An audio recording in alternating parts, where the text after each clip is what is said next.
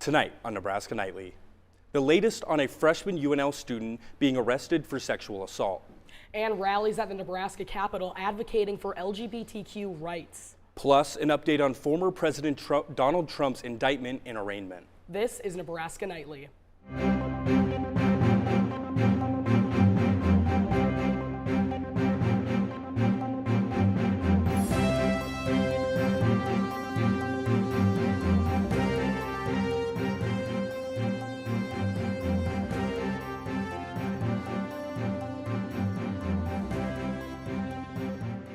Live from the University of Nebraska College of Journalism and Mass Communications, this is Nebraska Nightly. Thank you for joining us on this Friday on Nebraska Nightly. I'm Lance Vi. And I'm Jill Lampkins. Our top story today. A house party in Lincoln turned deadly last Friday, and today the suspect is in custody. Police were dispatched to a house party on North 27th Street around 11:30 after there was reports of gunfire. When they arrived, there were multiple teenagers fleeing from the house party. 18-year-old Damian Brave was taken to the hospital in a private vehicle with multiple gunshot wounds. He later died from his injuries. The suspect, 17-year-old Kashawn McCree, was arrested on Thursday afternoon in Detroit, Michigan. He is currently in custody, charged as an adult with first-degree murder and the use of a firearm to commit a felony. The investigation is still ongoing, and anyone with more information is encouraged to contact LPD or Crime Stoppers at 402-475-3600. A freshman at UNL was arrested for first-degree sexual assault on March 31st after the victim says the sexual assault happened on February 19th at Harper Hall. It was first reported on March 2nd, and in the Daily Nebraskan is reporting as of yesterday, Yeoman is no longer enrolled as a student at the university.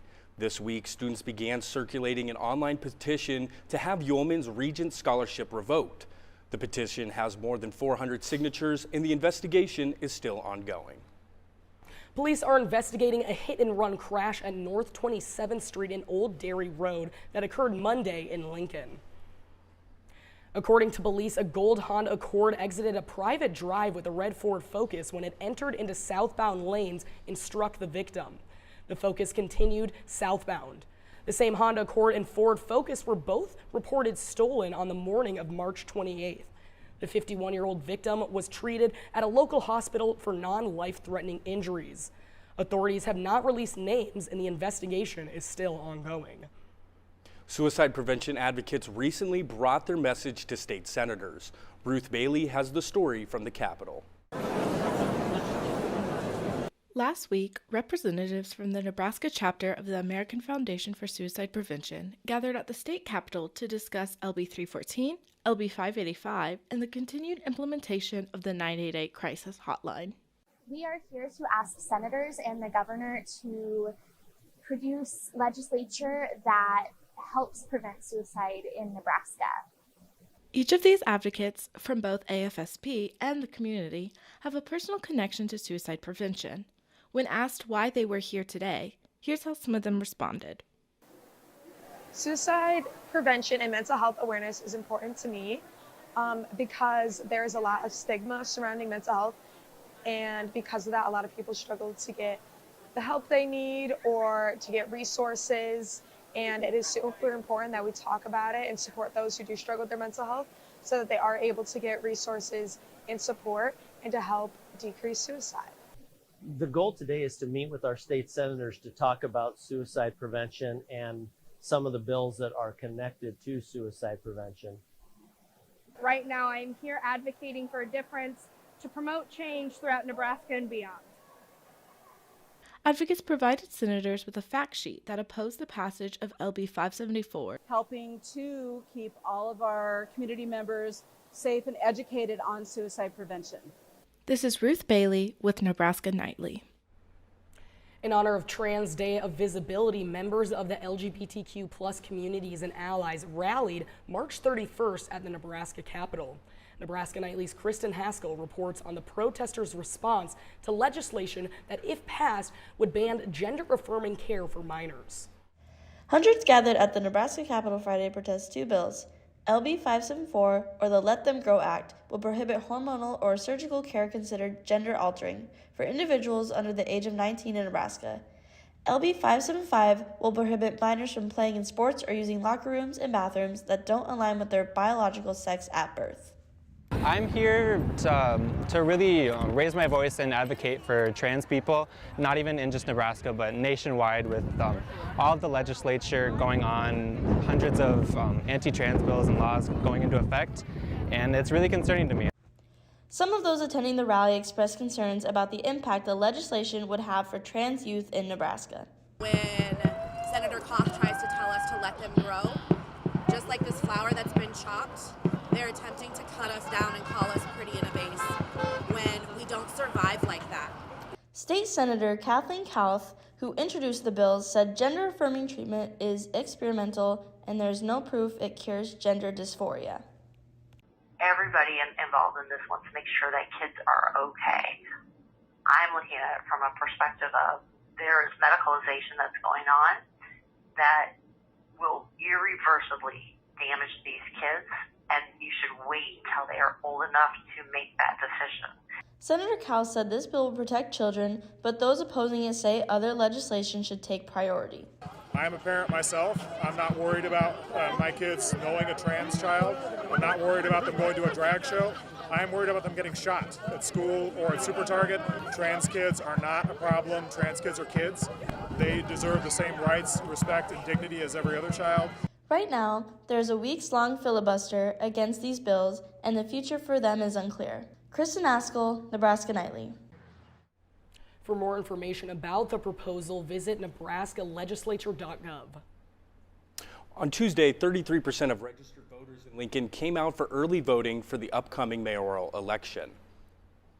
The unofficial primary election results show that Suzanne Geist and current mayor Larion Gaylor Baird will advance to the general election, with Gaylor Baird leading at 49%, and Geist was not far behind with 34%, and Stan Parker finished with 17%. Geist said Wednesday she was resigning from the legislature to focus on the race. Now let's get a first check of the weather with meteorologist Sydney Thomas. Sydney, is warm weather here to stay? As for right now, yes, the warm weather is going to stay. I know we've had a lot of cold temperatures bothering us, but as we are knowing right now, we are going to be up to the 80s next week and more up to come. Back to you at the desk. Finland is joining the ranks of NATO. And Donald Trump pleads not guilty to 34 felony charges. We'll be right back. Blood never stops. And at the Nebraska Community Blood Bank, your blood could help save lives. Right now, only 7% of the population donates blood. But imagine if there were more. We're sitting at below a 7-day level of supply of all blood types across the board. So every blood type is important, and we need all donors of all types to come in and donate right now. At the Nebraska Community Blood Bank, they believe that all types make a strong blood supply.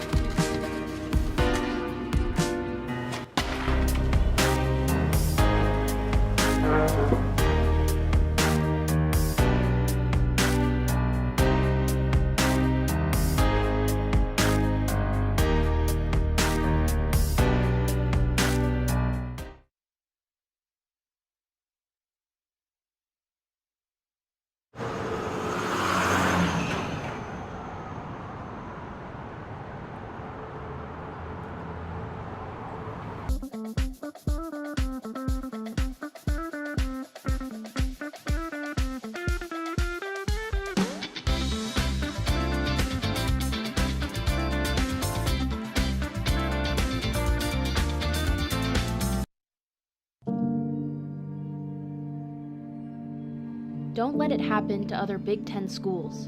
Go to Save Our Dinos. Well, I don't know about you, Lance, but I think this winter weather's finally over. You know, I think you're right, Jill, and I'm all ready for the sunshine, 80-degree days, and time spent out on the golf course. Me too. Well, let's take it to meteorologist Sydney Thomas with the latest. Sydney? Thank you, Jill. As we can see so far, yes, the warm weather is catching up to us. But right now we are in a red flag warning, which means that wildfires are a lot more unpredictable and can happen at any moment.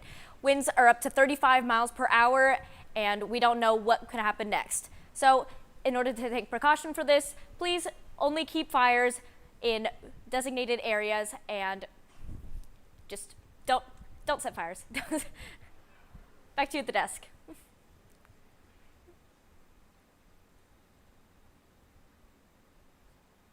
On Tuesday, Finland officially joined NATO. It's the 31st member country of the military alliance, marking a major shift in the security landscape in northeastern Europe.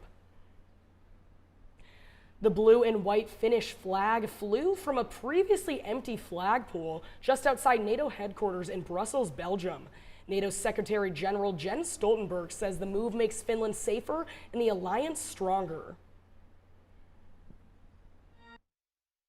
War has returned to Europe, and Finland has decided to join NATO and be part of the world's most successful alliance. This sends a clear message that every nation has the right to choose its own path, that NATO's door remains open and no one can close it with force or coercion. Sweden and Finland applied to join the alliance at the same time last year, but Sweden is still awaiting its acceptance. And in his first interview since Finland's entry, NATO Secretary General tells CNN he's confident Sweden will join the alliance, saying Sweden is in a much better, safer position than before they applied.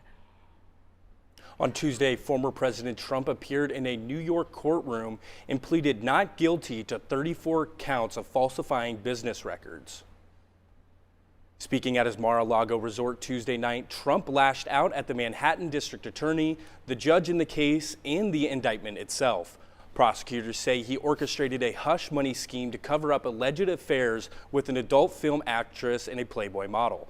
Trump's Tuesday speech included attacks on the judge in the case and the judge's family. That coming just hours after the judge had warned Trump to stop making inflammatory public comments regarding the case. Now let's toss it to meteorologist Cindy Thomas with a look at our upcoming weather this week. Thanks, Jill. So right now it is about 68 degrees and sunny, as sunny conditions will continue today and through the night without clouds. Yes, tonight will be clear with degrees dipping down into 35 and high winds as usual with up to 36 mile per hour gusts and 23 miles per hour gusts tonight. Now, if we look at the almanac, we can see that the average low is about 40 degrees, which is a little higher than it is today, and 66 degrees for the high, which is a little lower than it is for today. Our record low is 10 degrees in 2018, and our record high is 87 degrees in 2020. Now, if we look at the week ahead, we can see that we're in some sunny conditions with degrees rising throughout the week, and then on Friday, we have a chance of thunderstorms, but hopefully nothing too severe. Now, if we look at the surface forecast, we can see that down in the south, we have some severe storms happening, but hopefully nothing will rise up to us until that next Friday. Back to you at the desk, Jill and Lance. Thank you, Sydney. Coming up after the break, a look into the upcoming spring game. Plus, a look at Husker baseball and the success Will Walsh is having this season. And a look at Husker bowling after the break.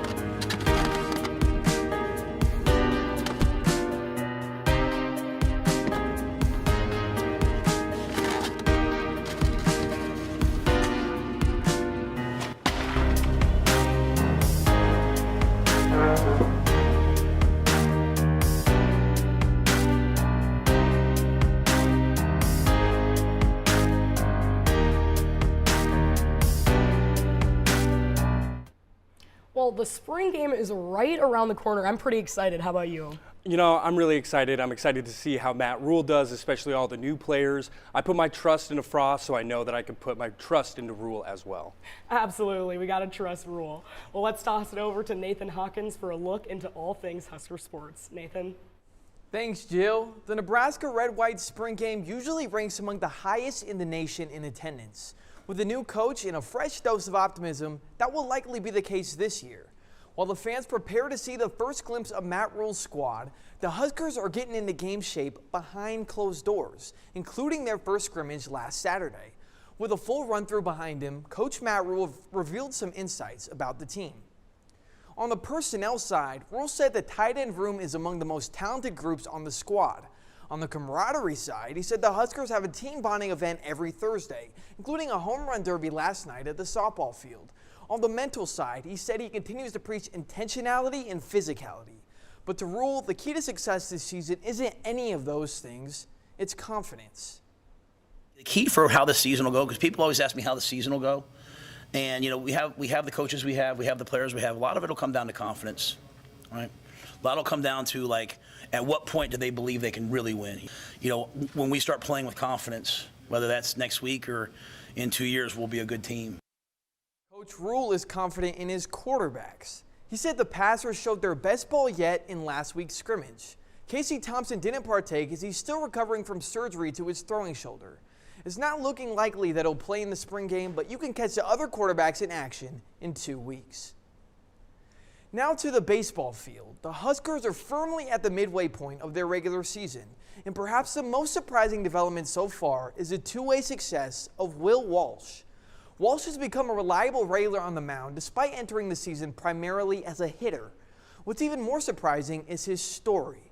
Tommy John surgery, hammy bone removal, right labrum reconstruction, and a left MCL repair. These procedures are nightmares for any athlete, but in just the last 2 years, they've all been a reality for Will Walsh. Now, he's taking on a bigger role for the Huskers than ever. It's the first time I've been able to play baseball in the last two and a half years. And I just have the next up mindset, just get the rehab when baseball comes around. I think probably a little bit of that adversity he's faced in his career has helped him have a better perspective on the game. And, you know, it's funny how that'll happen for some guys where they look like the game's going to be ripped away from them, and then they just come back and say, oh, you know what, I've seen the worst of it. So, pretty cool story for a great kid. Take a look at the numbers for Will Walsh. 2.87 ERA, that's one of the best on the team, and he has 17 strikeouts with just 2 walks. His opportunities at the plate have diminished some over the season. He has a 194 batting average, but he has hit 2 home runs. You can catch Walsh on the mound on Sunday as he earns his first ever Sunday start in Ann Arbor against the Michigan Wolverines. The Nebraska women's bowling team has been one of the elite bowling programs for over 30 years. Since 1991, they've won 11 national championships, and since the NCAA started sponsoring bowling in 2004, they're the only team that's qualified for every NCAA tournament. The last time they raised the banner was 2021. Non-coincidentally, that was the year Crystal Elliott won National Bowler of the Year. A sophomore then, she's a senior now, hoping to guide Nebraska back to the top again. But while she's nearing the end of year 4, it's not the end of her journey just yet.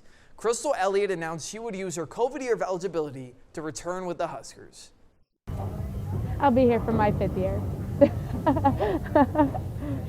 Yeah, I'm going to be returning just because the opportunity, like I had said before, that Nebraska gives just in general is just, you can't give it up.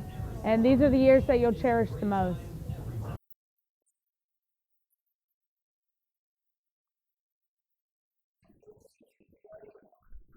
Today, they're in Pittsburgh for the NCAA Regional, and they won their first 2 matches. Elliott is no stranger to the big stage. She was the NCAA Tournament MVP in 2021. She'll have to recapture some of that magic during this postseason run. You know what, Nathan, what is your best bowling score that you've ever had? Are we talking with or without bumpers here? Without bumpers, like the real Well, you know, I prefer to play with bumpers. The competition side of bowling isn't for me. Too many gutter balls. So with bumpers up, I'm in the mid 100s. Any day of the week, though, Elliott could take me on. I expected better from you, Nathan. I just wanted to say I that. can't deliver. I would not want to compete against Crystal Elliott. If anything, I would want to make sure she's on my side. Imagine if she had bumpers. Oh, man. Oh, my goodness. Dangerous game. Coming up after the break, rabbits hop their way to Lincoln for Easter weekend. Museum goers get a chance to learn about green energy. And a new high school partners with UNL, all after the break. Many of the brands you love don't love animals like you do.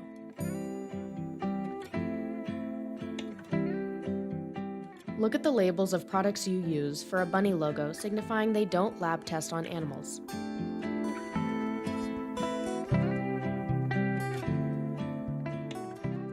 Check the label for those who aren't able. Start making the shift by visiting crueltyfreekitty.com today. Toilets can use 5 to 7 gallons per flush, making it the main source of water use in a home. You can lose more than 20 gallons of water a day from a single drippy faucet. Kitchen faucets use about 1.5 to 2 gallons per minute, whereas older faucets use more water. Wasting water is wasting time. Stop water waste now.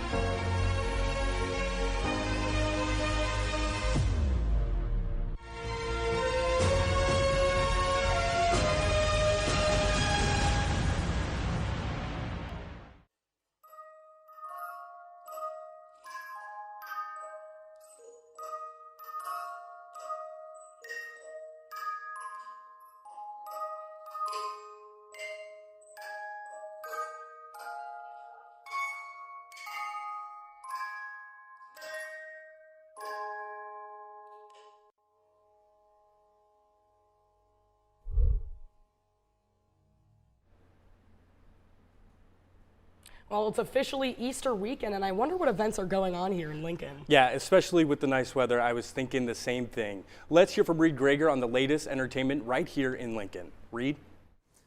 Get your thrill on this Thursday at Monster Jam. Monster Jam is a competition between monster trucks testing speed and skill. Exciting fun can be found for people of all ages. This breathtaking event is sure to knock your socks off. The Jam is this Saturday at Pinnacle Bank Arena at 1 p.m. More information can be found on the Pinnacle Bank's website. Are you a music-loving adult? Well, the Royal Grove is hosting a Coachella College Night this Saturday starting at 8 p.m. The thrilling music event includes 6 different DJs and provides a fun night of dancing for everyone 18 and above. Attendees are told to bring their best Coachella outfit. You can find tickets and more information on www.gregmusic.com.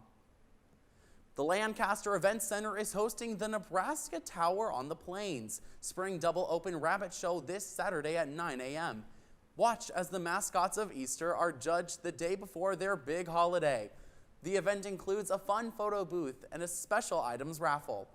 To learn more about these hoppy little guys, visit the Lancaster Event Center website. Are you looking to expand your mind in future-proof energy sources this weekend? Well, Morrill Hall is putting on a Saturday Science Lab this Saturday from 10 a.m. to 1 p.m. Join other museum goers and learn about green energy through various exhibits and hands-on experiments. The event will start with a pop-in story time for all attendees. The lab is free for all attendants, and more information is on Morrill Hall's website. Back to you guys at the desk. Honestly, Jill, after you brought up the Monster Jam tickets, I completely forgot that it was coming to Lincoln because I saw it a couple weeks ago. I was going to buy some tickets, wanted to go. but hey, yeah. maybe it's not too late though. I know that Coachella event, they said there's tickets still available, and that looked interesting to me. You know, I absolutely, I'm going to have to go order one right after this. Well, next year, LPS is opening up a new high school, and Nebraska Nightly's Jackson Atwell reports that this could be a great opportunity for students interested in business.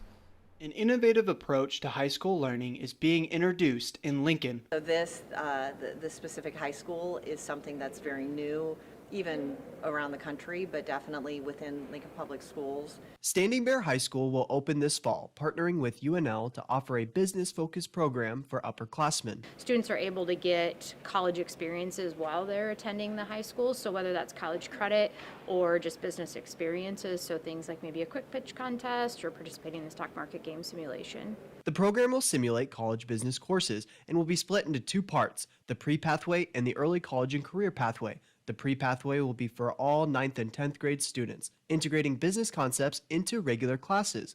The early college and career pathway will be optional for 11th and 12th graders, giving them more hands-on experiences. A lot of times students get focused on this one job leads to this one career, and businesses can apply to a lot of different career areas. This high school will not only give students great tools for the business world, it will also allow them to build lasting relationships. UNL college freshman James O'Leary understands the importance of early business courses. I was definitely influenced a lot by my high school business classes, and I'd say that now it's definitely translating into some good success here so far. I recommend taking as many business classes as you possibly can, because even if you're not a business minor, business is applicable in everyday life. Jackson Atwell, Nebraska Nightly.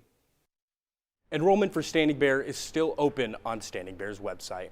What a really amazing way to help high school students get hands-on business experience before college. Yeah, experience like that really can help a student with opportunities later in life. Absolutely, it really can. Well, thank you for tuning in to Nebraska Nightly. We'll see you next week.